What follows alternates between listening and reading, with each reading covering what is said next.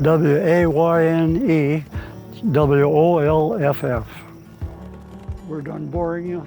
No, this is awesome. I moved to this ranch in 1955.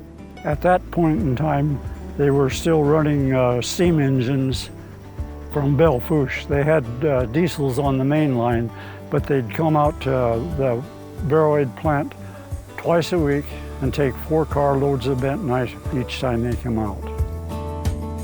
The change in reclamation, I mean, when I started stripping bentonite, we buried the topsoil and you don't ever get that back.